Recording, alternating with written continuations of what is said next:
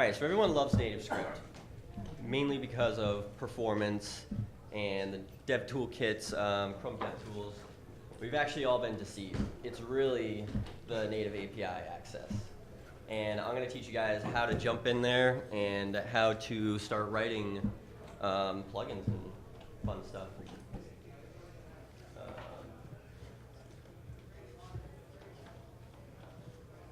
All right, so here's some benefits. The flexibility is my favorite because I really like being able to create what I really want and like what I see in my head. I can just go and build it, and that's what I really love about NativeScript. The other great thing is the amount of open source plugins that are already on GitHub. I mean, people have written tons and tons of different plugins for Android and iOS, and you can just start pulling those in pod files or in your Gradle file and just start playing with them. And I love that part. I think like a lot of people are intimidated by jumping into it. It's actually really not that hard. You don't even need to know Objective-C, Swift, or Java. I mean, if you know TypeScript, it's a huge help. If you don't know TypeScript, you might be console logging a lot of things. But the very first thing you want to do to get set up with playing around with the native APIs is to set up the TNS platform declarations package. This is actually a NPM package that the NativeScript team has developed and published on NPM. And it's very, very, very helpful. And what that provides you are the, I guess like TypeScript declarations for everything in Android, everything in iOS, everything from like UI button, UI clipboard, Android widget layout, everything you can think of is TypeScript declarations right there in that one package, and it's great. I love it. So just a few things. This is how so there's the platform runtimes, and basically they just do like the data conversion between the native languages to JavaScript. I actually don't want to go too deep into that. Just know that it does cool things under the hood. So a few prerequisites. You got to get that platform declarations package. I have a little project here I built up. Can you make it bigger? Yeah, that's what I'm trying to do. Hold on. Come on.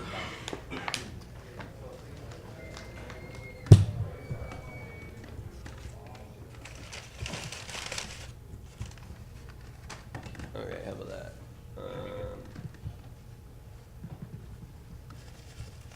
Okay, so here you can see in the dev dependencies, platform declarations, and I just have like a few other packages here that I use. So if we want to take a look at, oh, and then also you got to modify your TS config, and it's recommended to put skip libcheck in there because your compiler, when you do have TSC watch, it'll take a while to rebuild the entire or like scan the entire libraries or the native API, and it'll kind of get slow and annoying. So once you do that, for me, I have Sublime Text, and for some reason it wanted this file. I've seen other people that don't use Sublime Text, and then it worked fine without this references file, but for any Sublime Text users, it's a little quirk, I guess. So once you have all that set up, you can start jumping right into the native APIs. Here's a few things that you can do that I really like. Anyone see that?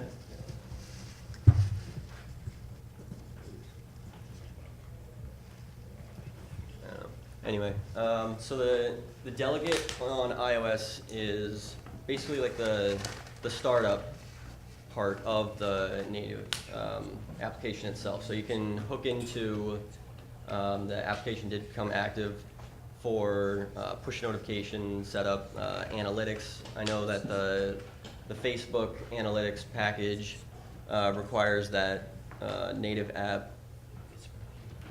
There's actually another one that they did need, but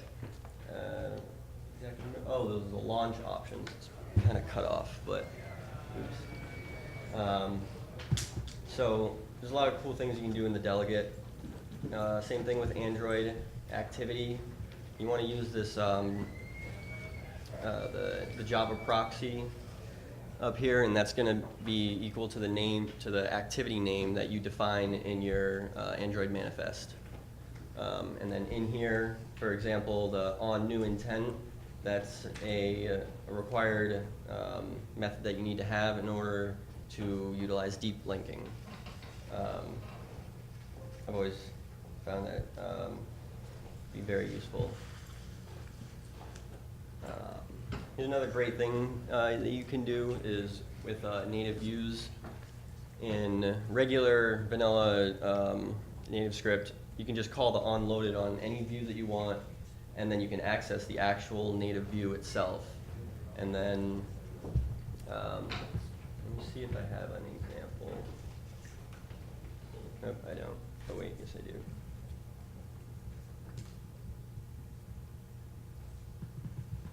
So for here, you can do,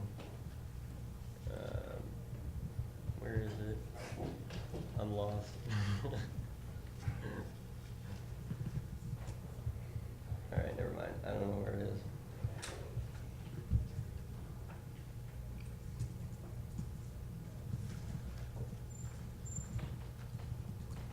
Okay, so let's just pretend that this is the view dot iOS. There we go. And then we can go directly right into the object, see UI kit, and then see everything that you can do that is on this method here, or on the view itself. So you can clearly see there's a lot of stuff that you can modify and play around with.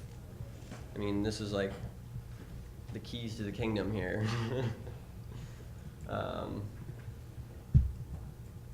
So I really like that part.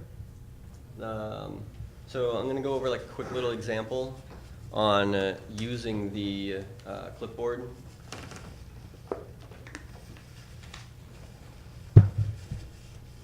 So I wrote up this little app here that actually is using NativeScript View. I don't know if anyone's been preaching that this week, but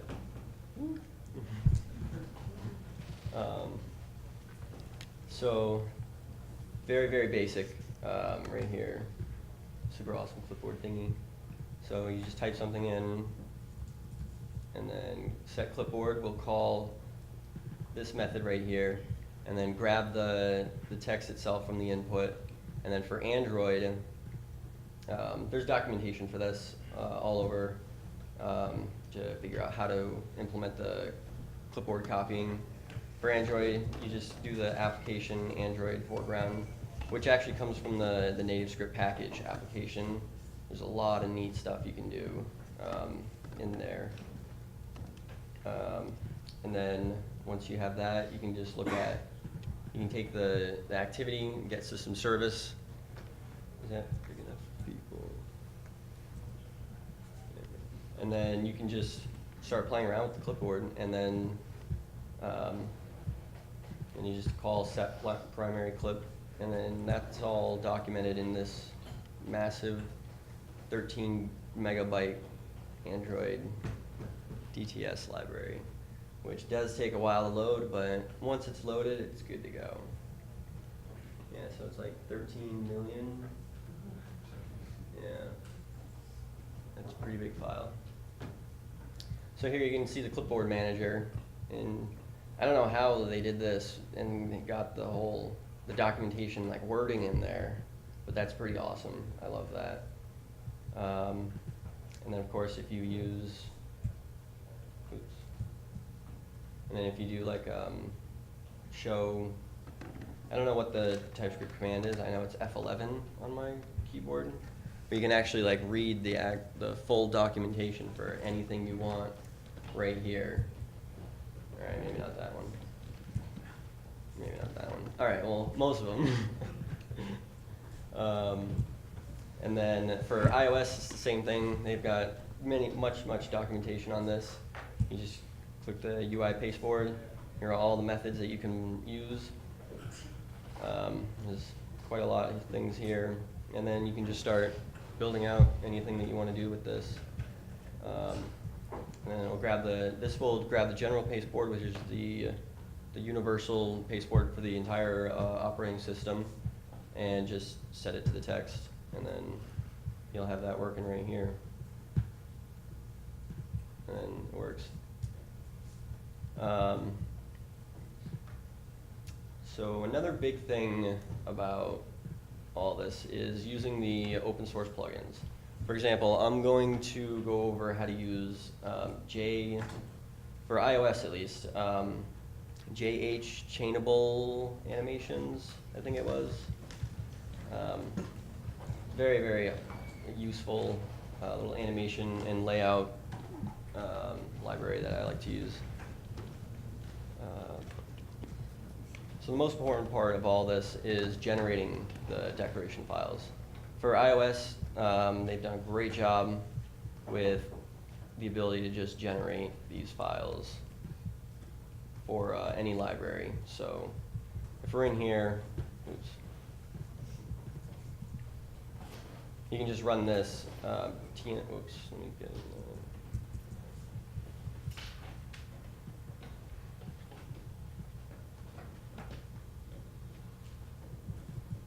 So right here at the bottom, all you have to do is just run this flag against the build command, and then, oops.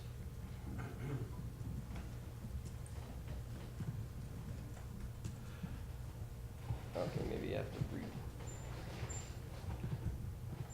hold on.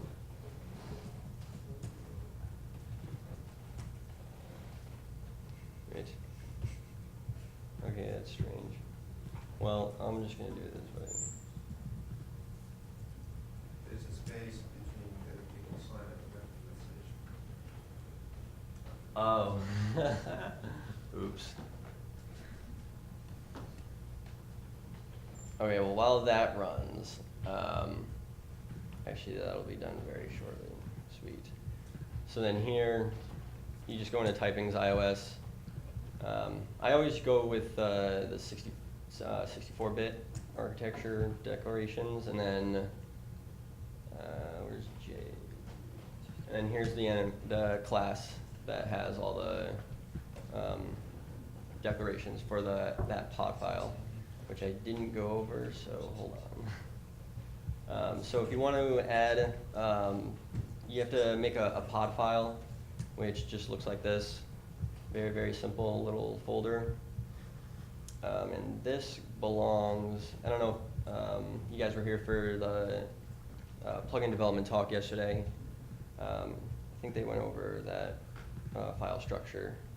But when I'm just developing in a project, I just create a file just called plugin, and then point it to absolutely nothing, because all I want it to do is just import Gradle, and that's the other View Animator project that I'll show you guys how to generate declarations for on Android. And then for iOS, just a pod file. And then at the project level, you just want to do, where is it?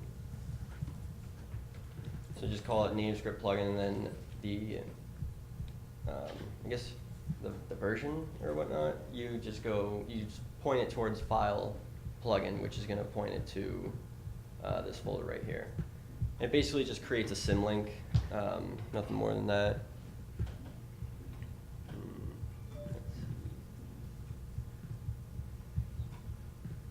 All right, so once you have all those TypeScript declarations for iOS.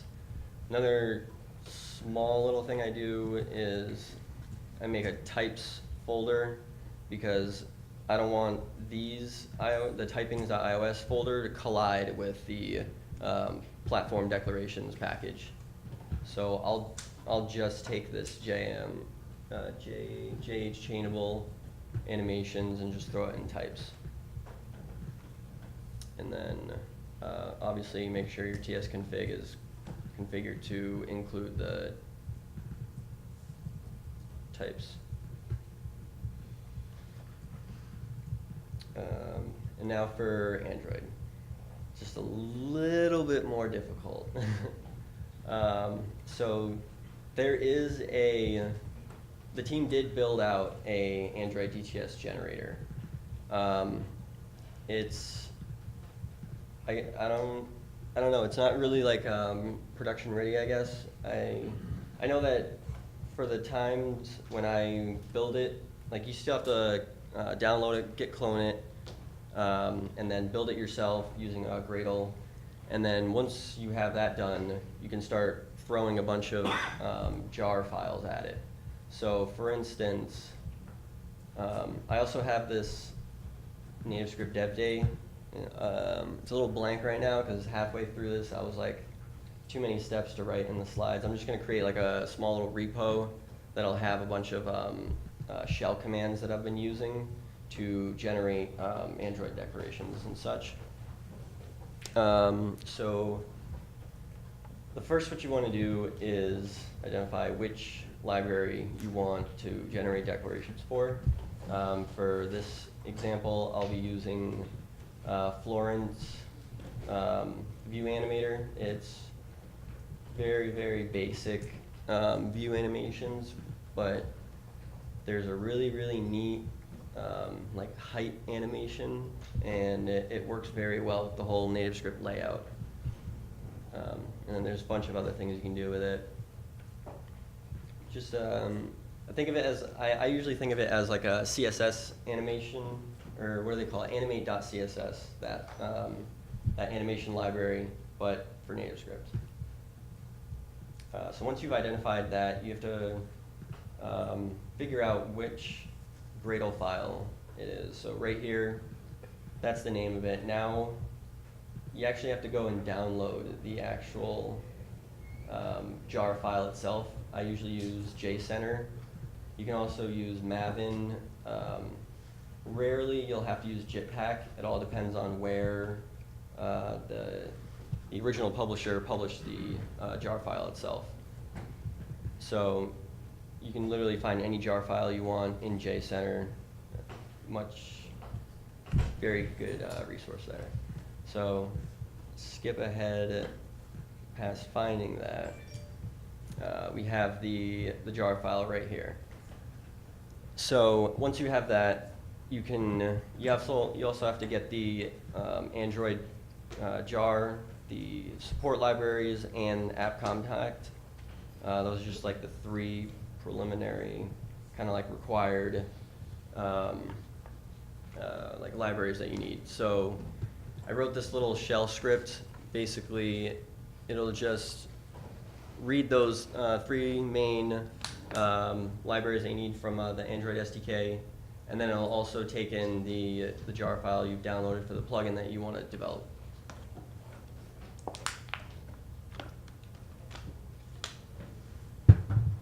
So once you have all that set up, you can just do it.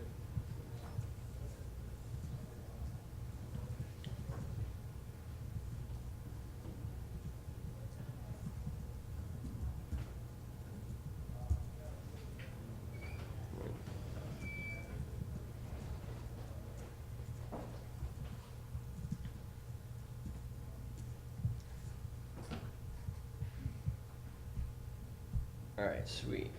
So it did generate all the declarations, and then it's going to pause for a minute, and then once you go into out, you just want to find all of the files, or the declaration files that were generated that pertain to the project that you want to generate the declarations for. in this case, I just type in GitHub, and then there they are. And then I want to copy those in temp. I have a shell script that does all this, but I want to show everyone a possible way to do this. And then once you have that done, you just press enter, and then you go back, generated, and then here's all of the declaration files for that library. And then you can do that with any Android library at all. So yeah, it's a very helpful thing to have here. And I usually also just delete all these. They've never really, they always just throw errors at me, but they work either way without them. And then once you have that, you can just throw this into your types as well. And then now you have generated decorations for any, I guess, Android or iOS library on GitHub.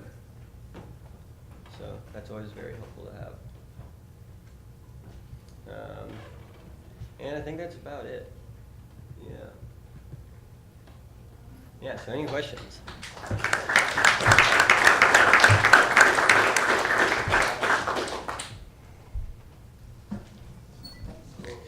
Oh. You had copied those files, you put them inside the files, for definition files, provide definition files, and then you can run the file with all the bunch of text in it. Why did you have all? So this one here, is this the one you were talking about? And then also in, this is the temp folder. Yeah. So this folder is going to contain all of the generated declaration files for that package, the Forum 37 animator. So And then you get the generated file. Then you have the generated file. yeah. So why did you have both? So you had this and you had generated, it seems like it's the same thing. So the DTS generator itself has an option called generate multiple. Now, if I were to take that out, actually, it would generate just one ginormous generation, or one huge file, and then it'd be very difficult to figure out what declarations pertain to the project you were trying to generate declarations for.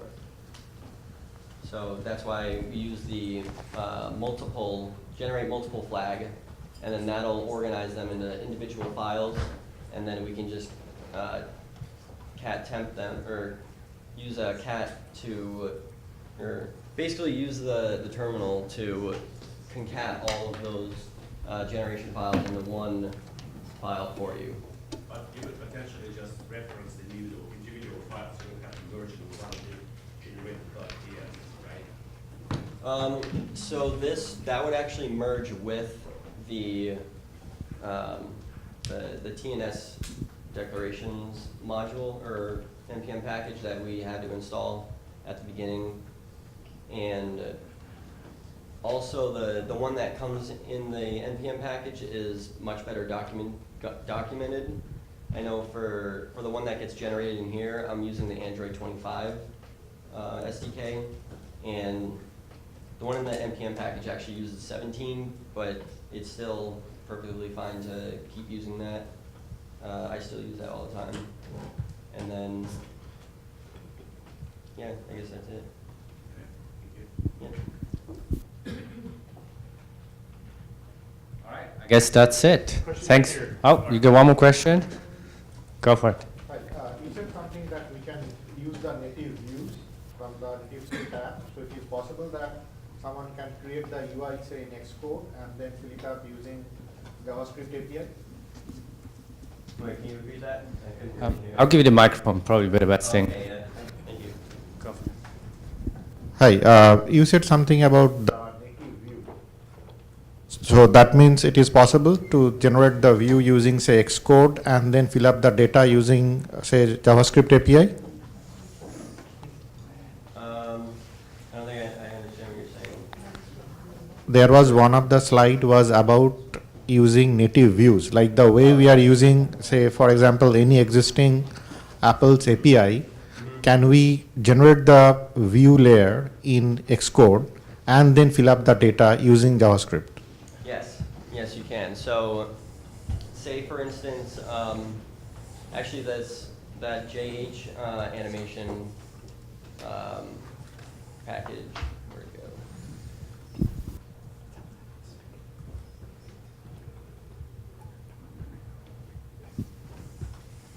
So this right here, is this what you were saying, or actually, no, there isn't a view in here. Never mind, bad example.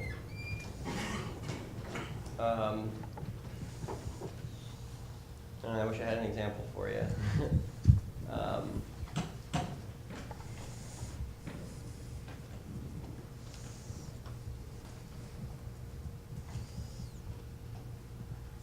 All right, so here we have the UI view, and for instance, you were saying like, if I were to do, like say I wanted to use UI button, is that what you were asking? If those could be generated?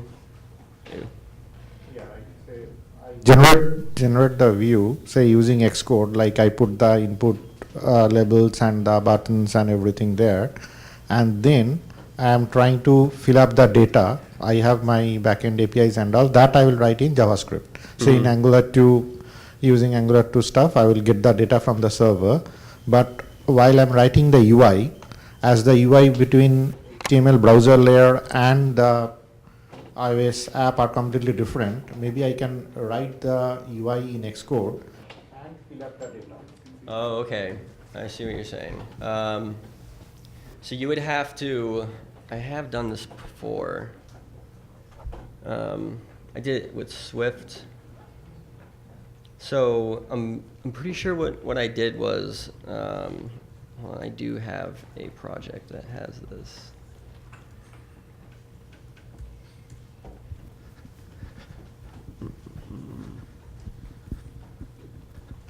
I guess that's quite a tricky thing to show just live on stage. Yeah. You've just pretty much been put on the spot.